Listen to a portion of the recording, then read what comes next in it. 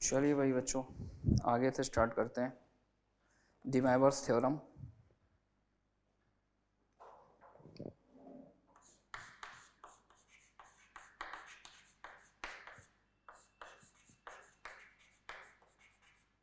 डिमाइवर्स theorem, इसको हम बोलते हैं डीएमटी।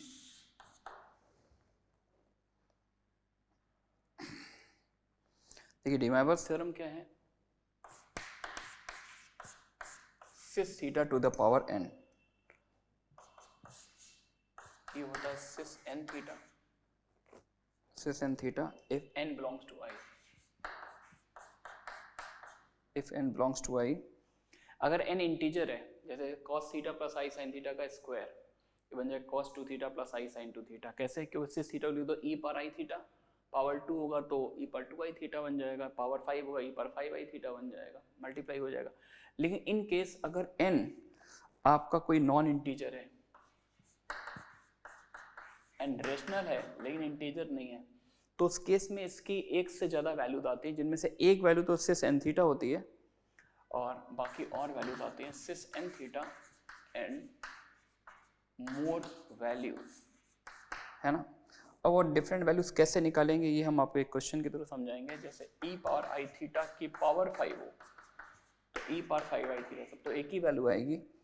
लेकिन अगर हम बात करें e power i theta raise to the power 2/5, है ना, तो इसकी एक से ज्यादा वैल्यूज आएंगी, हैज मोर देन 1।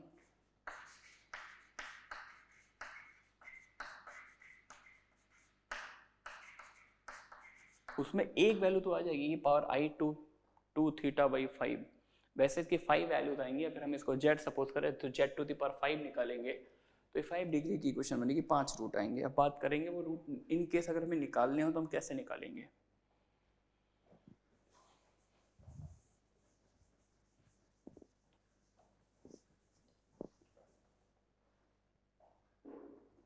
नेक्स्ट करेंगे nth root of a complex number.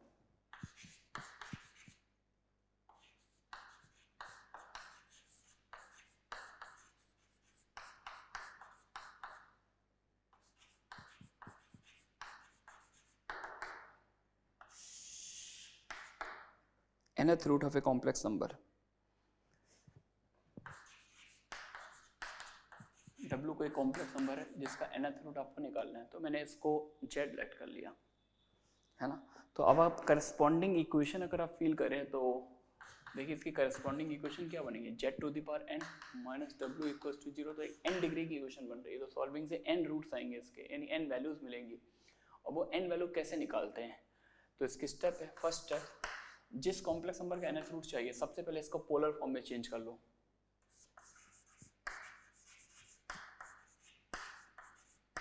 Convert w in polar form, है ना। लेट कर लिया, let w equal to mod w cos theta plus i sin theta. मैंने लेट कर लिया, w की पोलर फॉर्म ये आ रही है। देन z क्या आ जाएगा, mod w, sorry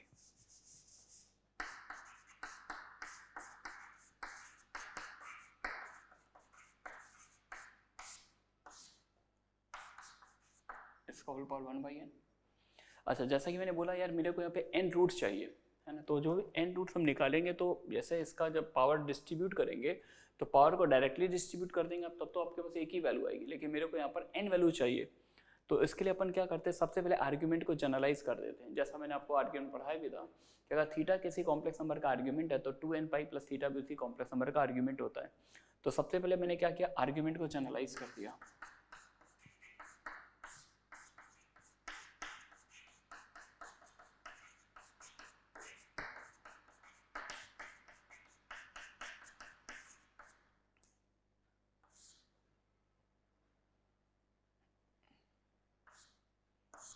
whole power 1/n। अब डिमाइवर थ्योरम लगा दीजिए, तो मॉड w की पावर 1/n तो आएगा ही सही, और पावर का मल्टीप्लाई एंगल में ये बन जाएगा cis of 2k pi plus theta by n, 1/n का मल्टीप्लाई हो जाएगा, ये रखा e की power i into 2k pi plus theta, और इसका मल्टीप्लाई कर देंगे, ठीक है ना। तो ये हमारे पास इसके सारी वैल्यूज आ गई है, और मेरे को n रूट चाहिए, तो k यहाँ पर इंटीजर है, तो n रूट निकालना है, तो आप k को कोई भी n कंसेक्यूटिव वैल्यूज दे दीजिए, k को कोई भी n कंसेक्यूटिव मैं इसलिए बोल रहा हूँ क्योंकि ऐसा ना हो कि आप रैंडम कोई भी n वैल्यू दोगे तो उससे एक वैल्यू दो बार या 3 बार रिपीट भी कर सकती है, तो आपको n डिस्टिंक्ट रूट चाहिए, तो k को n कंसेक्यूटिव वैल्यू, ये चॉइस आपकी स्टार्टिंग कहाँ से करते हैं, आप 0 से कर सकते हैं, 1 से कर सकते हैं, कहीं से भी स्टार्ट करें, लेकिन सारी वैल्यूज कंसेक्यूटिव देनी है। तो nth रूट निकालना तो k को n वैल्यू देंगे, इनकेस अगर फिफ्थ रूट निकालना होता w पर 1/5, तो k को 5 वैल्यू 0 1 2 3 4 है ना, 0 1 2 3 up to so on n-1 n consecutive values दे देंगे। तो ये आइडिया है nth रूट निकालने का।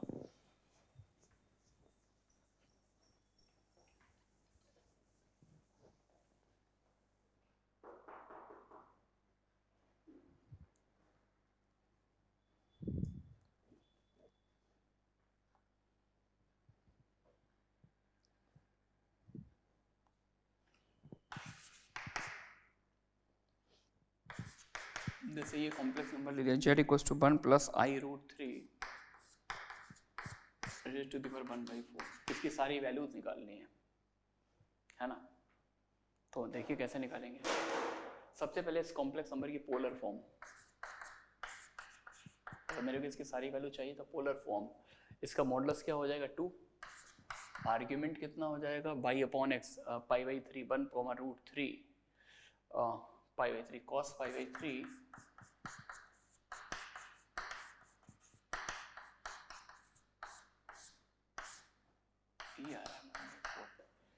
आ रहा है क्या, ठीक है।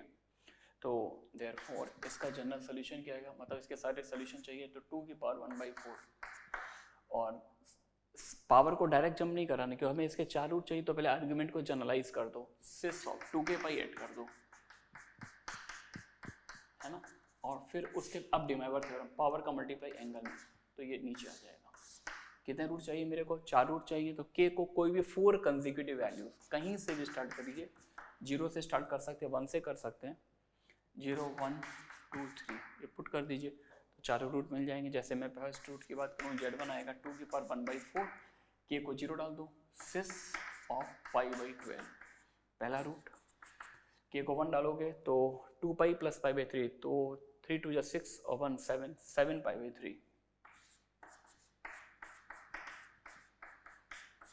अच्छा 3 4 का 12 आएगा ना, 3 2 6 1 7 7π/12 से सेकेंड रूट आ गया। थर्ड रूट निकालना है, k को 2 डाल दीजिए, 2 2 4 और 3 4 12 प्लस 1 13, 6 ऐड करते चले जाइए। फोर्थ रूट निकालना है, तो k को 3 पुट कर दीजिए, 3 3 3 2 3 2 6 3 18 1 19 5/12 सही। अगर इनके साथ में 0 से स्टार्ट नहीं किया तो 1 से किया तो 1 2 3 4 से करते, तो जब k को 4 डालेंगे तो जो नया रूट आएगा वो इसी में कन्वर्ट हो जाएगा, है ना। तो ये है, ये चारों रूट आएंगे। अब इसमें कुछ क्वेश्चन ऐसे पूछ सकते हैं कि जैसे आप शीट सॉल्व करेंगे तो इसका पोलर रूट बताइए जिसका रियल पार्ट निगेटिव हो, या जिसका लीस्ट पॉजिटिव आर्ग्यूमेंट हो, जिसका इमेजनरी पार्ट निगेटिव हो। तो ये 4 हमने तो कंप्लीट सोल्यूशन दे दिया। अब आप देख लीजिए कौन सा रियल पार्ट पॉजिटिव है, किसका आर्ग्यूमेंट मिनिमम है, तो यहाँ से हम कर सकते हैं। एक बार कंप्लीट प्रोसेस पता है तो हम किसी भी क्वेश्चन का आंसर कर सकते हैं।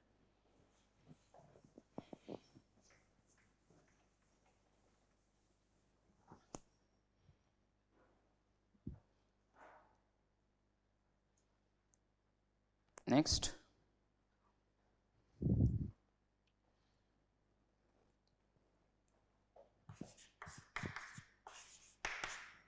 2 root 2 z to the power 4 2 root 2 z to the power 4 equals to root 3 minus 1 root 3 minus 1 plus I times root 3 plus 1। इसको सॉल्व करना है। प्रोसेस वही है, सेम क्वेश्चन है। तो 2 root 2 से डिवाइड कर दो, ये स्टैंडर्ड नंबर बन जाएंगे। z आ जाएगा root 3 minus 1 upon 2 root 2 plus I into √3 + 1/2 और होल टू द पावर 1/4। अच्छा, ये एक स्टैंडर्ड एंगल, एक स्टैंडर्ड वैल्यू है यार। ये साइन में कितना होता है? √3 + 1/2, आई थिंक साइन 75, साइन 75 तो 45 + 30 sign A cos B cos 30 √3/2, या सही है, साइन 41/√2। तो ये बनता है cos 75 और ये होता है साइन 75। 75 को रेडियन में कितना बोलते हैं? 5π/12। तो ये कुछ इसकी पोलर फॉर्म ही आ गई, cos 5/12।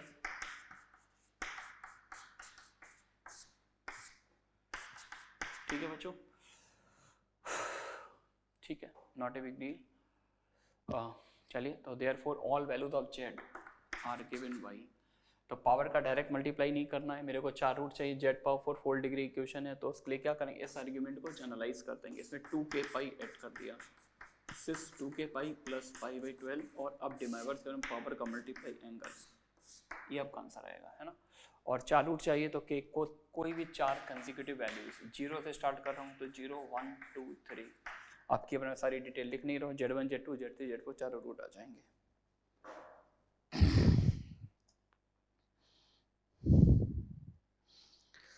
Next, find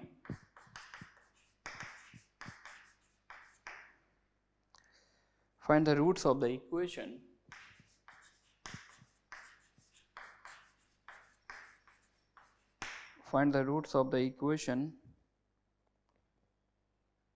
z to the power 5 plus z to the power 4 z cube plus z square plus z plus 1 equals to 0, having the least positive argument.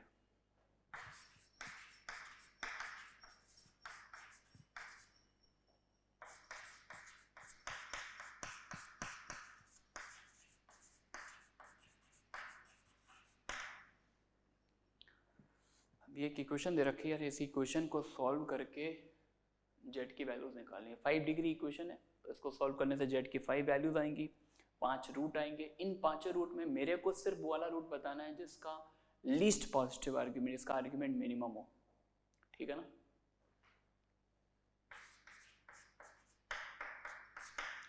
तो सबसे पहले तो इस इक्वेशन को सॉल्व करना target है यार। ये सीरीज जीपी दिख रही है, ज्योमेट्रिक प्रोग्रेशन, जिसका फर्स्ट टर्म 1 है, कॉमन रेशियो z है, तो जीपी का सम लगा दे a into r to the power number of terms -1 upon r -1 equals to 0। GP का सम लगा दिया, ठीक है ना, क्रॉस मल्टीप्लाई कर दें। तो इस इक्वेशन को सॉल्व करना इक्विवेलेंट है इसको सॉल्व करना, है ना। तो जो इसके रूट आएंगे वो इसको सेटिस्फाई करेंगे, लग रहा है क्या? हाँ, थोड़ा सा स्ट्रेंज जरूर लग रहा होगा कि आप बोलेंगे सर ये तो 5 डिग्री की इक्वेशन है, तो इसको सॉल्व करने से तो z की 5 वैल्यूज आएंगी, लेकिन ये z पर 6 इक्वल्स टू 1 है, इसको सॉल्व करने z की 6 वैल्यू आएंगी। तो यहाँ पर एक एक्सट्रेनियस रूट आएगा जो इसको तो सेटिस्फाई करेगा लेकिन इसको सेटिस्फाई नहीं करेगा, और इससे ही हमने ये ट्रांसफॉर्म किया, यानी इससे बचे हुए 5 रूट जो है वो तो इसको सेटिस्फाई करेंगे, लेकिन एक एक्सट्रेनियस रूट आएगा। वो एक्सट्रेनियस रूट कौन सा है? देखिए, वो मैंने जो क्रॉस मल्टीप्लाई किया z -1, तो z इक्वल्स टू 1 जो होगा वो इसको सेटिस्फाई करेगा, लेकिन z इक्वल्स टू 1 इसको सेटिस्फाई नहीं करेगा। आप इसको ऐसे ही फील कर सकते हैं कि अगर मैं इस एक्सप्रेशन में z -1 से ऊपर और नीचे मल्टीप्लाई कर दूं, तो z -1 से जब ऊपर मल्टीप्लाई करें तो ऊपर वाला सीन ये बन जाएगा, नीचे वाला सीन ये बनेगा। तो z -1 से बाहर मल्टीप्लाई मैंने ऊपर नीचे किया है, तो इट मीन दैट z -1 इसको सेटिस्फाई नहीं करेगा। तो कहने का मतलब है कि ये जो इक्वेशन बन रही है, इससे मैं सारे रूट निकालूंगा 6, लेकिन इनमें से एक रूट हटा दूंगा जो इसको सेटिस्फाई नहीं करता। तो अब इसको कैसे सेटिस्फाई कराएंगे? इससे रूट कैसे निकाले? 1 की पावर 1/6 ये आ गया। तो 1 की पोलर फॉर्म, 1 को लिख सकता हूँ कि मैं cos 0 प्लस i sin 0। देखो sin 0 0 होता है, cos 0 1 होता है, तो 1 की पोलर फॉर्म आ गई क्या? अब मुझे 6 रूट चाहिए, तो आर्ग्यूमेंट को जनरलाइज करो और डिमाइवर थ्योरम लगा दो। तो सिस ऑफ 2k पाई प्लस 0/6 ही आ जाएगा, है ना। अच्छा, अब इसमें k की कौन कौन सी वैल्यू आएगी? k को अगर मैं 0 पुट करूंगा, k को पहले तो मैं सारे रूट देखता हूँ, 0 1 2 3 4 5, तो 6 वैल्यूज निकाल ली। लेकिन अगर मैं k को 0 पुट करता हूँ,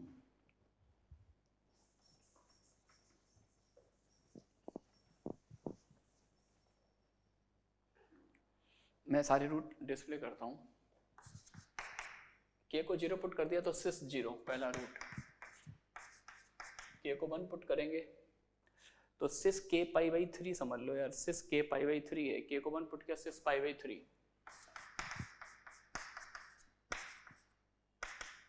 2 पुट करेंगे सिस 2 पाई बाई 3,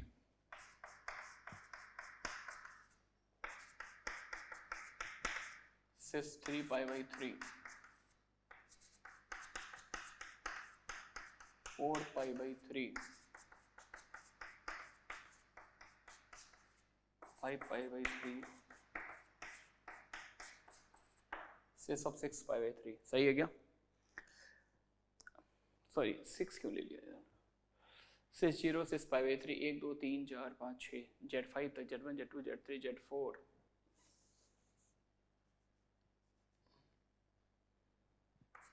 ये Z5 ये Z6 है। तो इस इक्वेशन में मैंने सारे के सारे रूट निकाल लिए, Z पावर 6 इक्वल्स टू 1। अब थोड़ा सा केयरफुल रहना है कि इसमें एक एक्सटेनियस रूट आएगा जो इसको तो सेटिस्फाई करेगा, इसको सेटिस्फाई नहीं करेगा। एक्सटेनियस रूट कौन सा? सिस 0, सिस 0 की वैल्यू क्या होती है 1, तो इसको मैं पिक्चर से हटा दूंगा क्योंकि ये रूट जो होगा वो पेरेंट इक्वेशन को सेटिस्फाई नहीं करेगा। तो ये 5 वैल्यूज जो आ रही हैं वो इसका सोल्यूशन है, यानी इस इक्वेशन का सोल्यूशन ये 5 वैल्यूज हैं, Z2 Z3 Z4 Z5 Z6। अब इन 5 सोल्यूशन में से मेरे को वाला टिक करना है जिसका आर्ग्यूमेंट मिनिमम है, तो ऑब्वियस सी बात है वो रूट कौन सा होगा? Z2 सिस 5/3। ठीक है बच्चों,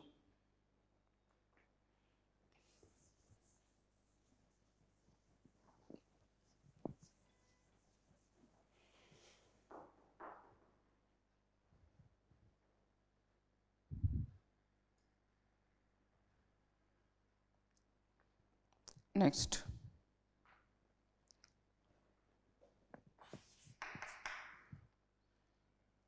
find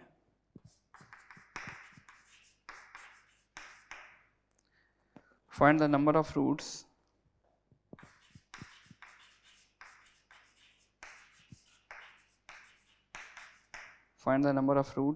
of the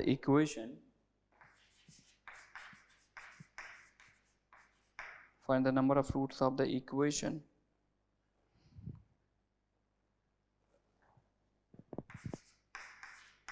z to the power 10 minus z to the power 5 minus 992 equals to 0 with the real part negative।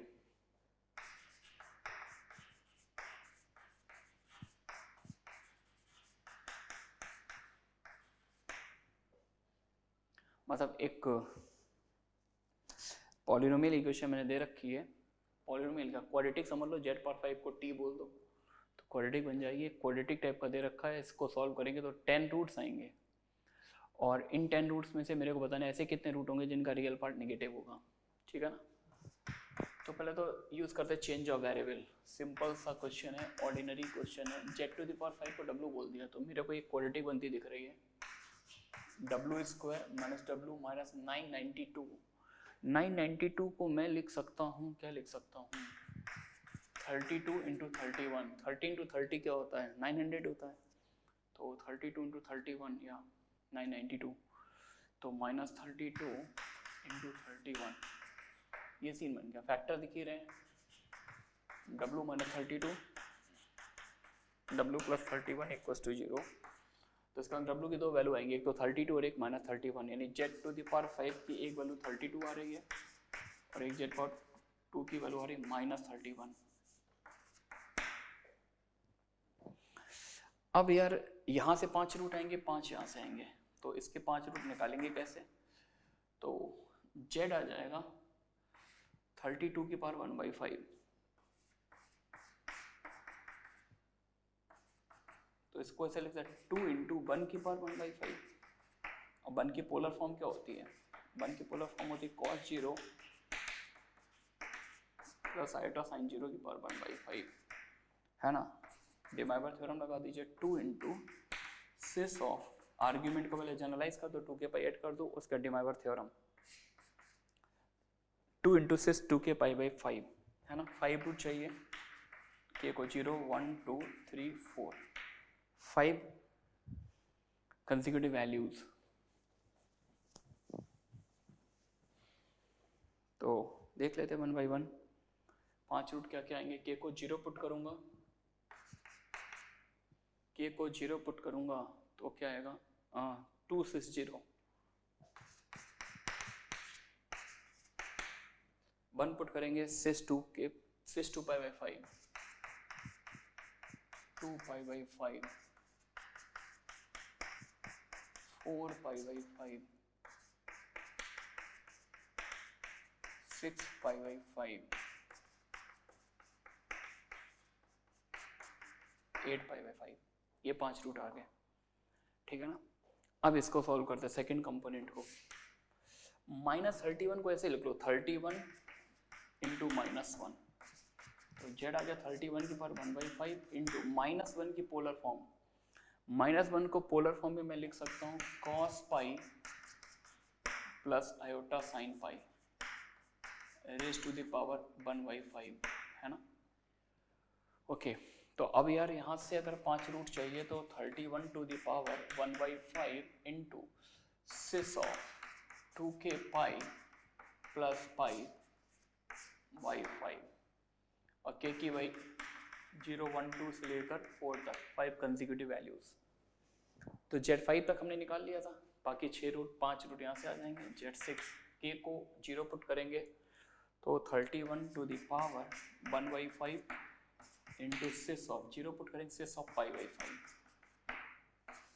Z7 k को 1 पुट कर दीजिए cis 3 pi by 5 2 pi by 5 add करते जाइए। Z8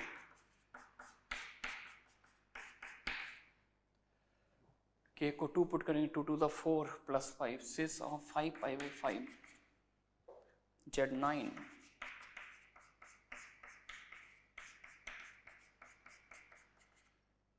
Z10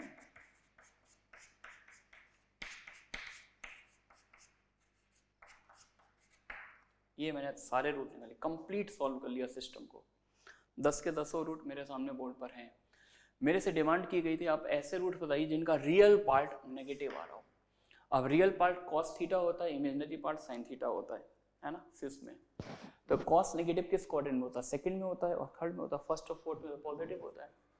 तो real part negative pi by 5 होता है 36 to जा 72, तो ये पॉजिटिव आएगा, ये पॉजिटिव आएगा, ये 144 कॉस 144 नेगेटिव होगा है ना। और 144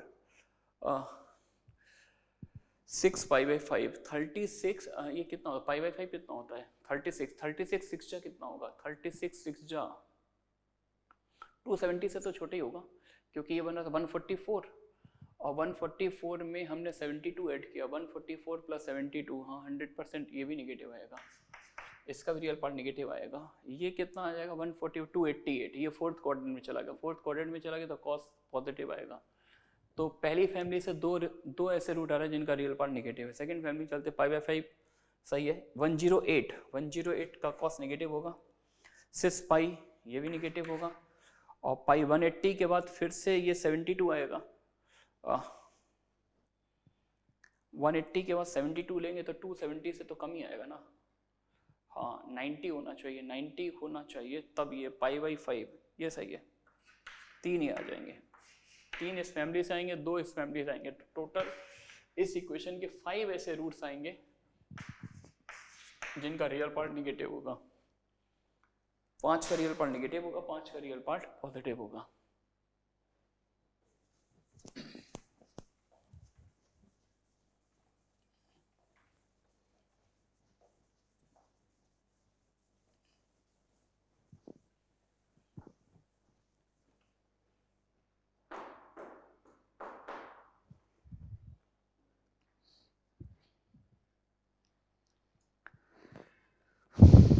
चलिए भाई आगे मूव करते हैं।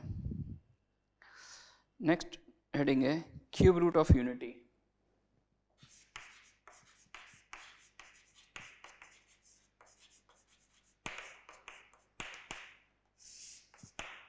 Cube root of unity.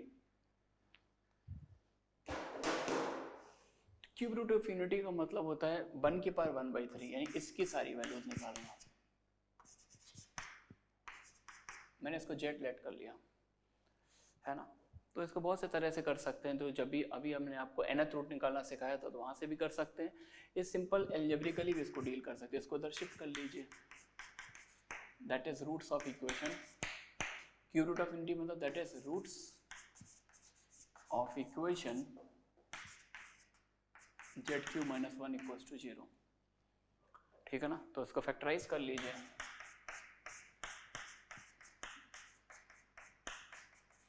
तो यहाँ से तो इसका एक रूट आ रहा है जेड इक्वल्स टू 1। इसको सॉल्व कर लेते हैं क्वाड्रेटिक फॉर्मूला लगाकर, तो जेड आएगा -1 plus minus root under B square minus 4ac upon 2a। अंदर आ गया -3, रूट के अंदर -3 है तो इसको लिख सकते -1 प्लस माइनस आई रूट 3/2। तो हमने इस क्यूबिक इक्वेशन को सॉल्व किया, ऐसे जेड की 3 वैल्यूज आ रही है ना। यहाँ से जो जेड की वैल्यूज आ रही है, एक आ रही -1 प्लस आई रूट 3/2 और एक आ रही -1 माइनस आई रूट 3/2। तो अगर हम इस रूट को ओमेगा कॉल करें, अगर हम इस रूट को ओमेगा कॉल करें तो डेफिनेटली जब इसका स्क्वायर करेंगे तो ये टर्म बन जाएगा। अभी आपको दिखाएंगे भी ये कैसे इसका स्क्वायर बन रहा है। तो फाइनली हमने इस पिक्चर का, हमें इसके सारी वैल्यू चाहिए थी, तो इसकी वैल्यू निकालना इक्विवेलेंट है इस इक्वेशन को सॉल्व करना। और इसके 3 रूट आ रहे हैं जिनमें से एक रियल है, जेड इक्वल्स टू 1, एक रियल होता है और 2 इमेजनरी, यानी 1 omega omega square are the cube root of unity, है ना। तो पहला पॉइंट है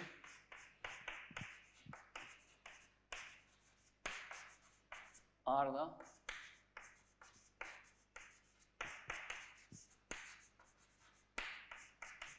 one omega omega square are the cube root of unity, out of which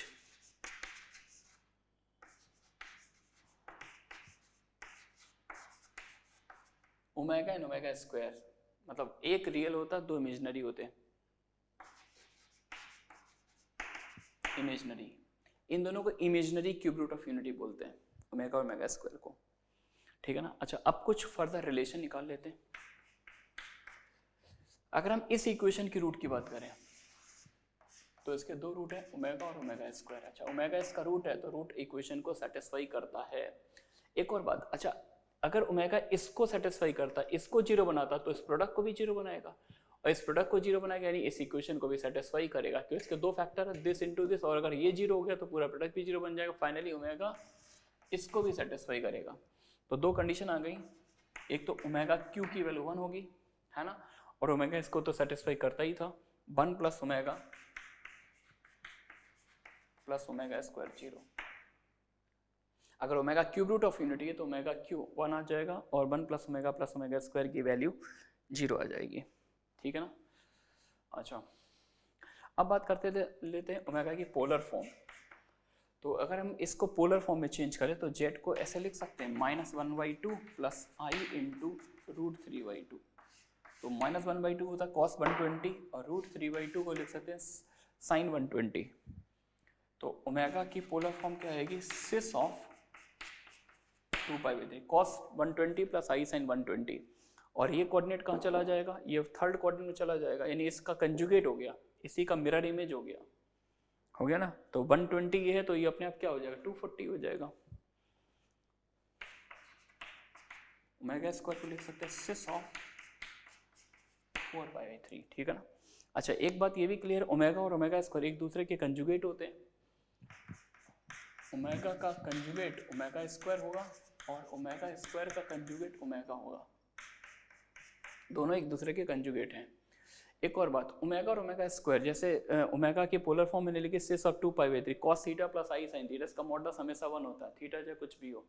ये cos theta plus i sin theta का मॉडुलस होगा cos square theta plus sin square theta, वो theta पे डिपेंड नहीं करेगा।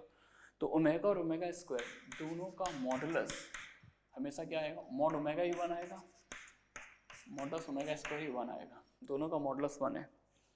ओमेगा ओमेगा स्क्वायर एक दूसरे के रेसिप्रोकल भी होते हैं।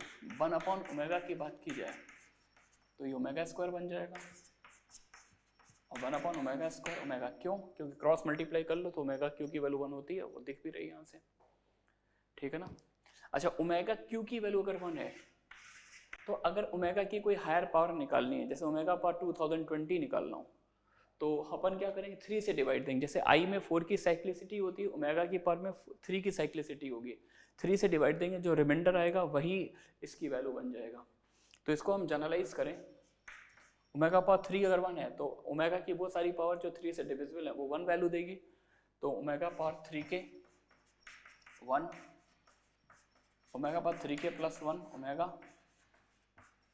Omega power 3 k plus 2 omega square, है ना। तो ओमेगा की पावर पर कभी भी क्वेश्चन बनाना, जैसे प्रोबेबिलिटी में ऐसे क्वेश्चन आते हैं जिसमें ओमेगा की पावर पर केसेस बनाने पड़ते हैं, आई की पावर पर केसेस बनाने पड़ते हैं। तो आई की पावर में केस बनाने तो 4k plus 1, 4k plus 2, 4k plus 3, क्योंकि आई की पावर में साइक्लिसिटी 4 की होती है, लेकिन ओमेगा की पावर पर कभी भी केस बनाना हो तो 3 की साइकिल में रिपीट करता है, तो 3k प्लस 1, 3k प्लस 2। और यहाँ से हम ये भी रिजल्ट लिख सकते हैं कि ओमेगा की कोई भी 3 कंसेक्यूटिव पावर का सम हमेशा 0 होगा, तो 1 प्लस ओमेगा स्क्वायर, यानी sum of any 3 consecutive powers of omega, omega power 3k plus 1, ये वैल्यू हमेशा क्या आएगी 0, 1 प्लस ओमेगा स्क्वायर बन जाएगी, ये 0 आ रहा है। आ रही है बात समझ में?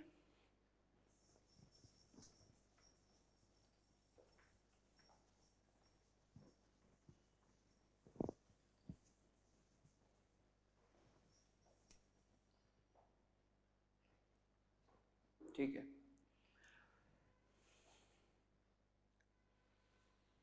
अच्छा एक क्वेश्चन ये भी आता है कि यार अगर हम क्यूब रूट ऑफ यूनिटी को प्लॉट करें आर्गन प्लेन पर, तो एक रूट तो 1 था, ओमेगा का मॉडुलस भी 1 है, ओमेगा स्क्वायर का भी मॉडुलस 1 है, यानी कि जो क्यूब रूट हैं ये ऑरिजिन से, तीनों क्यूब रूट जो होते हैं इक्वल डिस्टेंस पर होते हैं। और अगर ये तीनों क्यूब रूट ऑरिजिन से इक्वल डिस्टेंस पर हैं तो इट मीन्स दैट कि ये सारे रूट एक सर्कल पे लाई करेंगे और इन सभी का मॉडुलस 1 है, तो सर्कल का सेंटर होगा ऑरिजिन और रेडियस 1 यूनिट, है ना। तो all the cube roots of unity lies on a circle with centre origin and radius unity, है ना। तो एक क्वेश्चन एक बार आ चुका था किसी स्ट्रेट इंजीनियरिंग में कि अगर तीनों क्यूब रूट ऑफ यूनिटी को हम आर्गन प्लेन में प्लॉट करें और रूट्स को लाइन सेगमेंट से ज्वाइन करें तो उनसे बनने वाले ट्राइंगल का नेचर क्या होगा। तो ऑब्वियसली ट्राइंगल कैसा बनेगा, इक्विलेटरल ट्राइंगल, क्योंकि हर कॉर्ड की लेंथ सेम आ जाएगी। तो if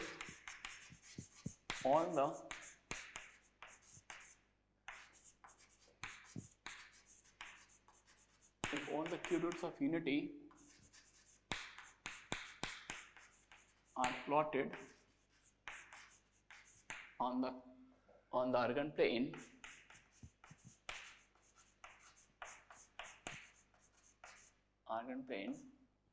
and the roots are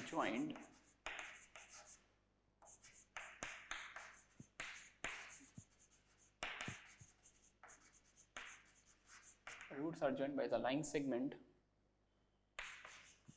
then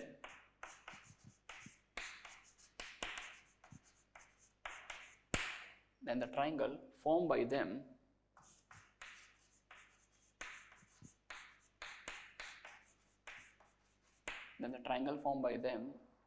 is an equilateral triangle.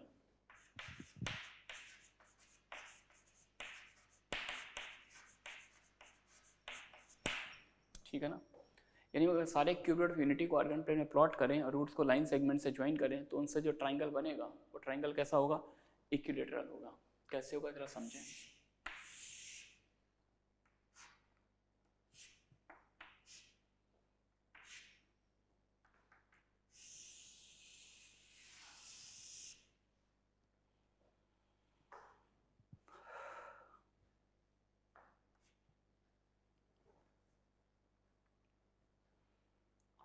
देखिए पहला रूट क्या था 1 मतलब सिस 0, दूसरा रूट था सिस 2π/3 जिसको हम ओमेगा बोलते हैं, तीसरा रूट था ओमेगा स्क्वायर जिसको हम बोलते हैं सिस 4π/3।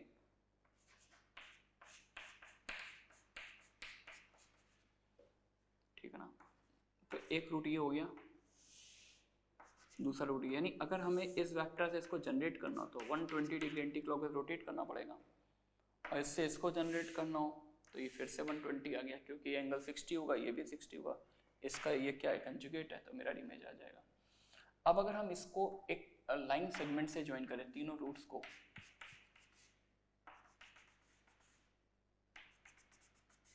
तो डेफिनेटली ये जो ट्रायंगल बन रहा है ए बी सी, ये एक इक्विलेटरल ट्रायंगल है। इक्विलेटरल इसलिए बिकॉज देखिए ये जो कॉल्ड ए बी है, सेंटर पे कितना एंगल बना रही है 120, सेंटर पे एंगल अगर 120 बनाएगी तो ये सब जूनियर क्लास में पढ़ते थे ज्योमेट्री में, ये वाला एंगल 60 होगा, ये वाला एंगल 120। कोई कॉल अगर सेंटर पर एंगल बनाती है उसका आधा बनाती है सर्कमफ्रेंस पर, तो ये भी 60 है, 2 60 तो तीसरा भी 60, वैसे तो हर एंगल 120 120 है। तो क्लियरली ट्रायंगल एबीसी कैसा होगा, इक्विलेटरल।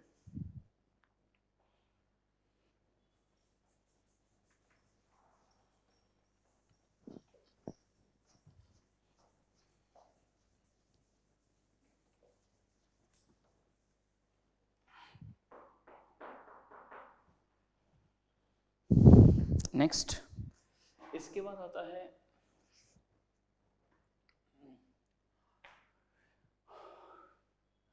एक और इम्पॉर्टेंट रिजल्ट है 1 plus omega power n plus omega power 2n, है ना। 1 plus omega power n plus omega power 2n, ये वैल्यू 1 होती है, सॉरी ये वैल्यू 3 होती है अगर n 3 का मल्टीपल हो, और ये वैल्यू 0 होती है अगर n 3 का मल्टीपल नहीं है। तो ये रिजल्ट इंपॉर्टेंट है, इस पर क्वेश्चन बहुत से बनते हैं। 1 plus omega square equal to 0 सबको पता है, इंपॉर्टेंट ये 1 plus omega power n plus omega power 2n, अगर n 3 का मल्टीपल है तो ऑब्वियस सी बात n 3 ले ले 6 ले ले, तो ये भी 1 बन जाएगा, ये भी 1, ये भी 1, 1 प्लस 1 3 आएगा, ऑब्वियस सी बात है। ये समझना है कि जब n 3 के नहीं है, जब n 3 के नहीं है, 3 से डिविजिबल नहीं है, तो क्या होगा, 3 से डिवाइड देने पर तो 1 रिमाइंडर देगा, फिर 2 रिमाइंडर देगा। तो दो केस बना लेते हैं, जब n 3 के प्लस 1 टाइप का है तो भी दिखाना है इसकी वैल्यू 0 होगी, और जब n 3 के प्लस 2 टाइप का है तो भी दिखाना है इसकी वैल्यू 0 होगी। मैंने ले लिया, अगर n 3 के प्लस 1 टाइप का है then 1 plus omega power n plus omega power 2n, ये क्या बन जाएगा 1 plus omega power 3 k plus 1 plus omega to the power 6k plus 2। Omega power 3 k plus 1 को ब्रेक कर लो, इसे लिख लो omega power 3k into omega, omega power 6k plus 2 को ब्रेक कर लो, omega power 6k into omega square. अच्छा ओमेगा पावर 3k 1 बन जाएगा क्योंकि ओमेगा q1 होता है, तो ये बचेगा 1 प्लस ओमेगा, और ओमेगा पावर 3 1 है तो ओमेगा पावर 6k भी 1 बन जाएगा। तो फाइनली ये वैल्यू 0 आ गई। तो यानी अगर n 3k प्लस 1 टाइप का है तो इसकी वैल्यू 0 आ गई। अगेन एक और केस, अगर n 3k प्लस 2 टाइप का, 3 से डिवाइड देने पर अगर 2 रिमाइंडर दे रहा है तब इस एक्सप्रेशन की वैल्यू क्या आएगी, then also 1 plus omega power n plus omega power 2n, omega to the power 3k plus 2 plus omega power 2n है तो 6k प्लस 4, ऐसा कुछ बन जाएगा। ब्रेक कर लो, इसको ब्रेक करके लीजिए omega power 3k into omega square, omega power 3k 1 बन जाएगा, इसको भी ब्रेक कर लो omega power 6k into omega power 4, तो ओमेगा पावर 6k 1 बन जाएगा, और ओमेगा पावर 4 फर्दर ओमेगा बन जाएगा क्योंकि ओमेगा q1 होता है। तो यार फिर से वही स्टोरी बन गया, 1 प्लस ओमेगा स्क्वायर, ये फिर से 0 आ गया क्या, ठीक है।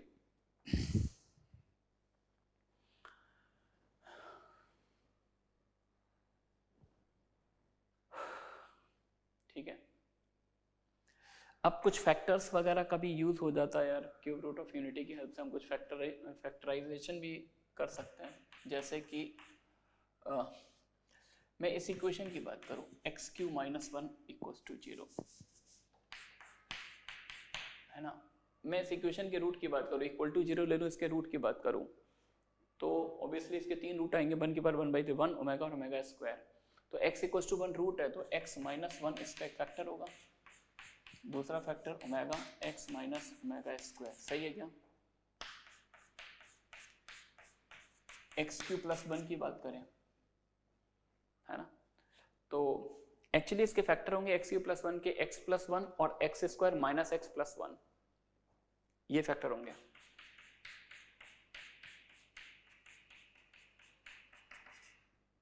ठीक है ना। अच्छा इसके फैक्टर, इसके रूट्स में जानता हूं, x square plus x plus one, just अभी हमने सॉल्व किया था क्वाड्रेटिक, उसके दो रूट आए थे ओमेगा और ओमेगा स्क्वायर। अब बात ये है कि अगर इसके रूट ओमेगा और ओमेगा स्क्वायर है तो इसके रूट क्या होंगे। एक छोटा सा क्वाड्रेटिक में ट्रांसफॉर्मेशन वाला पार्ट कि अगर हम इसी क्वाड्रेटिक में x को माइनस एक्स से रिप्लेस कर दें तो इमीडिएटली हमें ऊपर वाली क्वाड्रेटिक मिल जाएगी।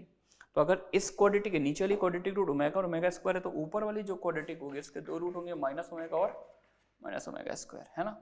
तो अगर इसके रूट माइनस ओमेगा स्क्वायर है तो इसके फैक्टर्स क्या होंगे, एक्स प्लस ओमेगा स्क्वायर। तो इसके फैक्टर आ गया x plus one, x plus omega square, ठीक है ना। नेक्स्ट, कहीं पर ए क्यू माइनस बी क्यू इसको फैक्टराइज करना हो तो एक तरीका यार ये है कि बी क्यू को कॉमन ले लो और ए अपॉन बी का होल क्यू माइनस वन और ए अपॉन बी के होल क्यू को एक्स क्यू माइनस वन की तरह फैक्टराइज कर दो। भाई a upon b minus one, a upon b minus omega, a upon b minus omega square, और बाहर जो बी क्यू लिखा हो तो बी क्यू से तीनों में मल्टीप्लाई कर दो तो वही बन जाएगा यार ए माइनस बी ओमेगा, ए माइनस बी ओमेगा स्क्वायर। ए क्यू प्लस बी क्यू के फैक्टर वही इसकी तरह आ जाएंगे, कॉम्प्लेक्स फैक्टर ए प्लस बी ओमेगा, ए प्लस बी ओमेगा स्क्वायर, ठीक है ना।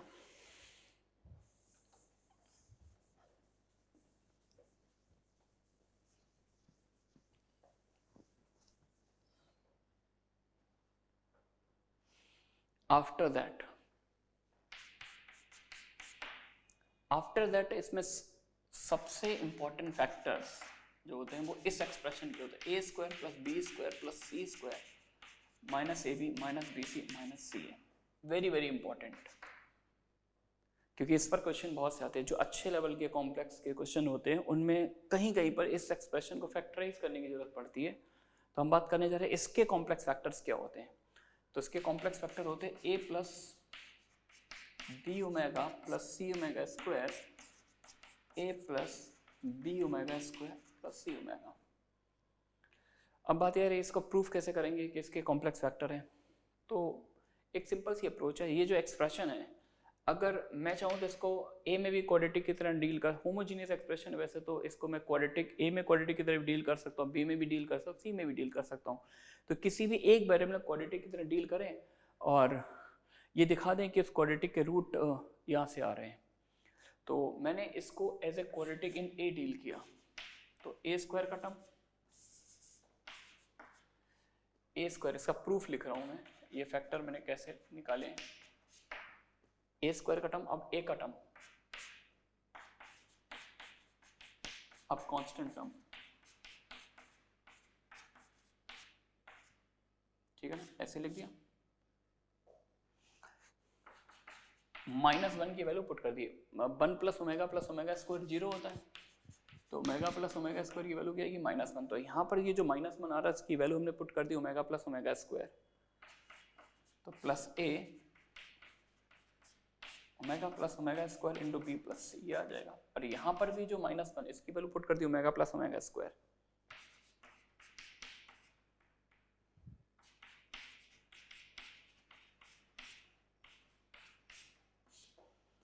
अब अंदर मल्टीप्लाई कर दीजिए, देखो क्या सीन बन रहा है। ए स्क्वायर प्लस ए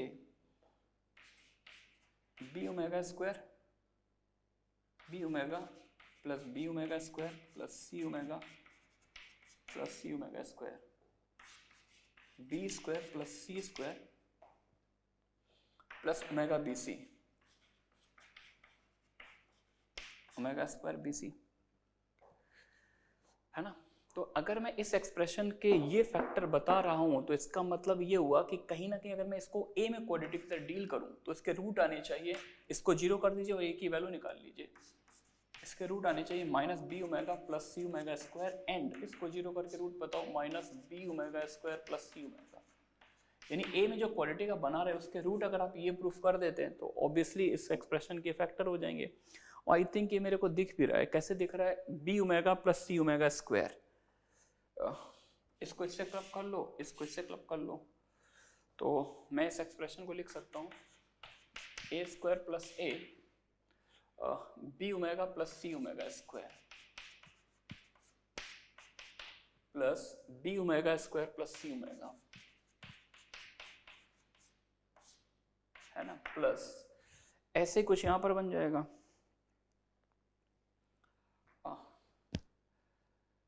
यहां पर एक्चुअली क्या करना पड़ेगा, इन दोनों का प्रोडक्ट चाहिए मेरे को, तो बी स्क्वायर ओमेगा क्यू, हाँ लिख सकते हैं।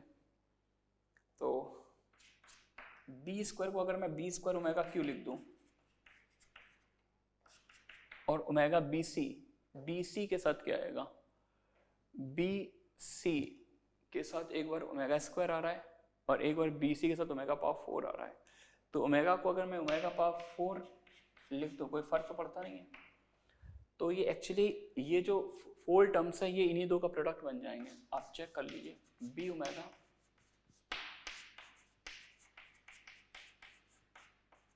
इन दोनों का प्रोडक्ट यही तो आएगा, देखिए बी स्क्वायर ओमेगा क्यू बन जाएगी, बी स्क्वायर आ गया, बी सी ओमेगा स्क्वायर ये आ गया, बी सी ओमेगा पावर 4 ओमेगा होता है ये बन जाएगा, और इसका इसके साथ क्या सी स्क्वायर ओमेगा क्यू, तो सी स्क्वायर इंटू 1 कर दो, 1 को ओमेगा क्यू लिख दीजिए, सी स्क्वायर आ गया।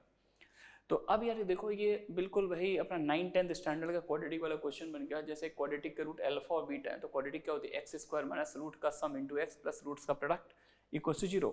तो ये रूट्स का सम है, ये रूट्स का प्रोडक्ट है, माइनस होना चाहिए या प्लस है, तो रूट्स नेगेटिव साइन के आ जाएंगे, है ना। तो ऑब्वियसली ये जो क्वाड्रेटिक इन ए है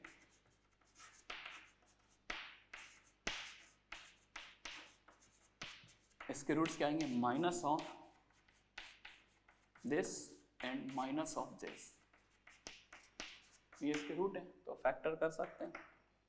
तो इसके फैक्टर क्या हो जाएंगे, तो इसके फैक्टर ये आ जाएंगे, देयरफॉर मतलब स्टार मतलब जो भी कुछ ये वाला पार्ट प्रूफ हो गया। इसको अगर मैं स्टार 1 बोल दूं, स्टार 1 हेंस स्टार 1 होल्ड्स।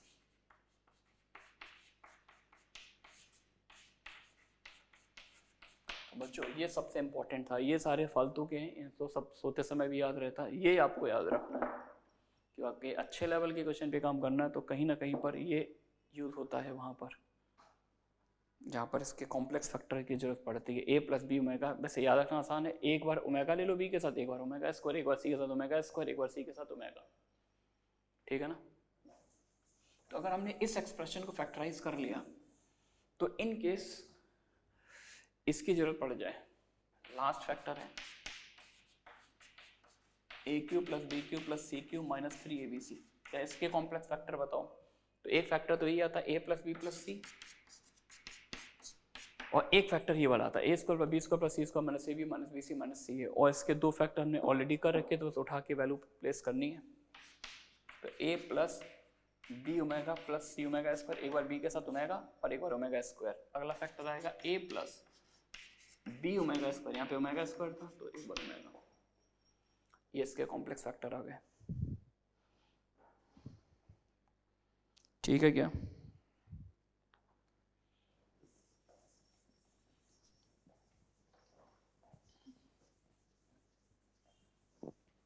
एक छोटा सा पार्ट और है वो और कर लेते हैं।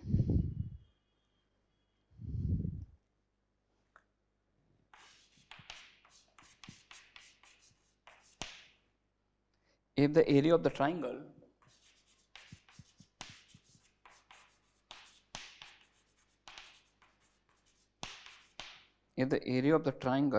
in the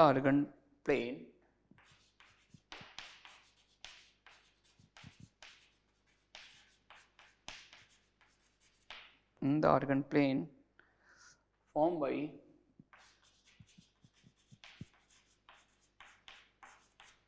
z omega z and z plus omega z, where omega is the usual complex, where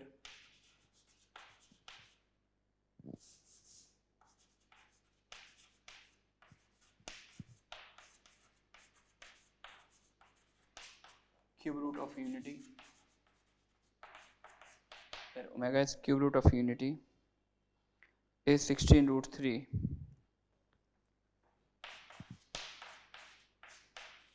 is 16√3 square units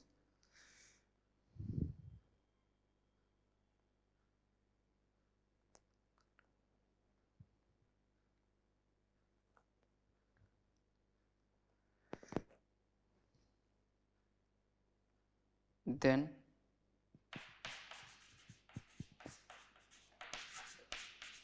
find mod z निकालना है। तो यार ये क्वेश्चन बिल्कुल वैसे ही जो जैसा अभी किया था हम लोगों ने लास्ट टर्म में, area of triangle form by Z I Z and Z plus I Z, है ना।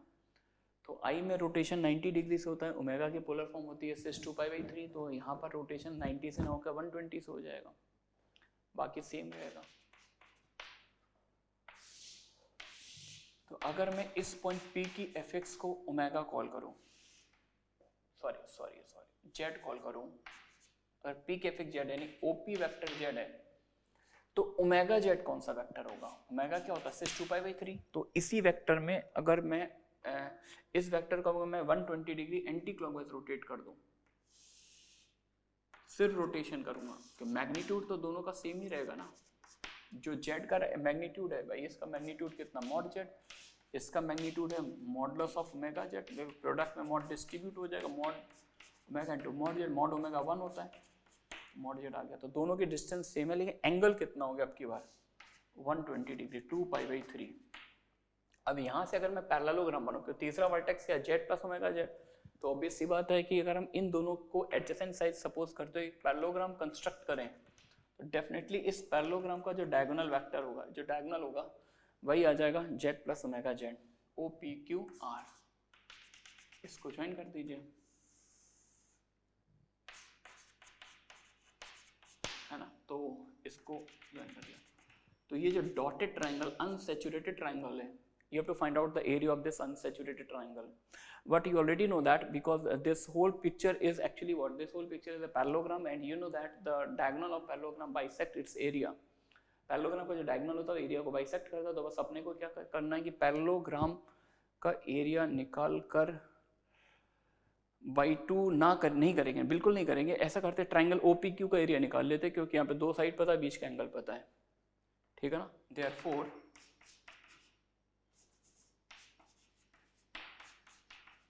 रिक्वायर्ड एरिया, वो वाला फॉर्मूला SOT वाला लगाते हैं, when two side and included angle is given, तो area is half BC sin A, angle कितना है? 120। अब क्वेश्चन में यार ये एरिया अपने को गिवन है 16√3 स्क्वायर यूनिट, 16√3 साइन 120 का होता है √3/2, तो इससे ये कैंसिल हो जाएगा, 2 से मल्टीप्लाई और हो जाएगा,